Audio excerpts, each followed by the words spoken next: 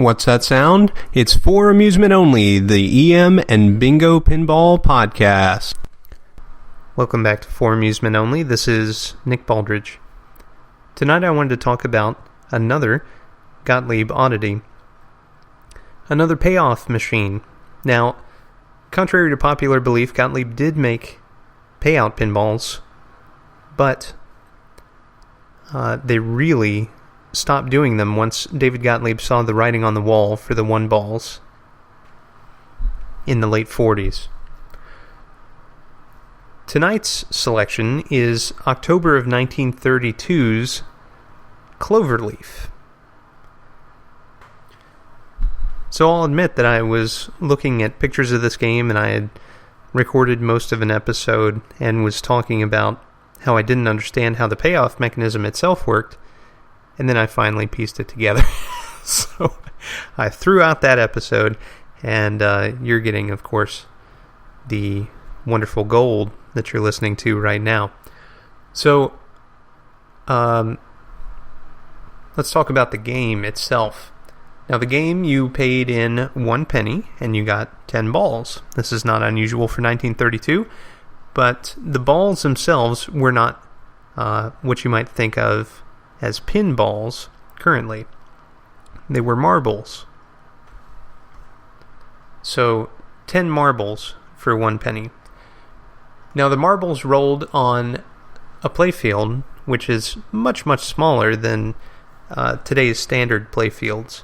So, that's why they use marbles, is because there's a smaller area. The ball still has to travel quite a ways, but with the smaller diameter ball, it's able to make that journey quite a bit better, and because it weighs less too. So, looking at the playfield, what you'll see are a huge number of pins, and these pins are essentially just little troughs that kind of funnel the ball into a specific area. Now, the game gets its name from the 4 kind of rounded areas in the upper and bottom left and right. And a ball shot with enough force will actually make a huge rotation all around the playfield. In fact, if you look on IPDB, one of the photos, it looks like the 4th one in, from Jay Stafford, shows a playfield that has significant ball travel shown on it. And you can see kind of the path that the ball takes. Now, this game being a payout game, you have a specific goal. It's not just all about score. You want to do something to trigger the payoff. And in this case, it looks like the payoff is triggered by hitting a switch in the bottom middle of the playfield. Now remember, this is purely mechanical. So one thing that I don't understand is, do you have to do this multiple times in order to actually get a payoff? I'm not sure. But the basic way that it works is that the marbles will sit in this trough. As I mentioned, there are pins on either side which kind of guide it in. And if you manage to land one in there, and you would have to nudge the machine in a pretty interesting way in order to get it to go in this particular trough, just based on the way that the ball travels.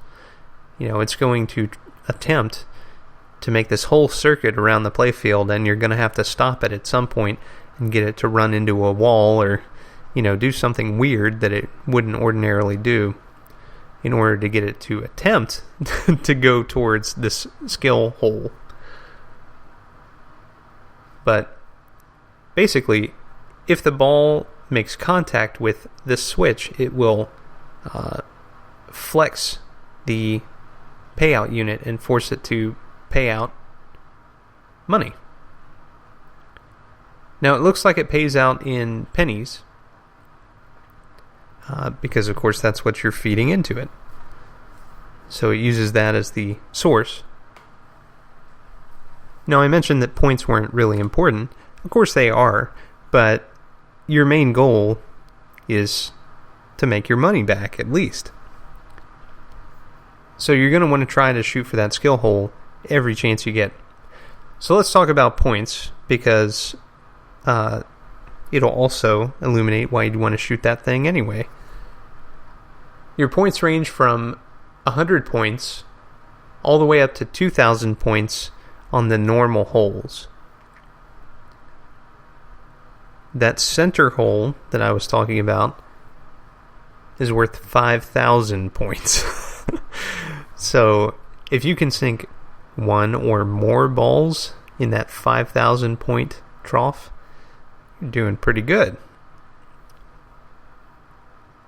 Now, on the left and right sides at the bottom of the Cloverleaf, there are troughs marked out, and of course those balls do not score. So ideally, you want to get as many in the skill hole without going out as possible. Any others which incidentally make it into one of the other scoring values, you're probably not going to be super satisfied with, because most of them are going to score in the hundreds rather than the thousands.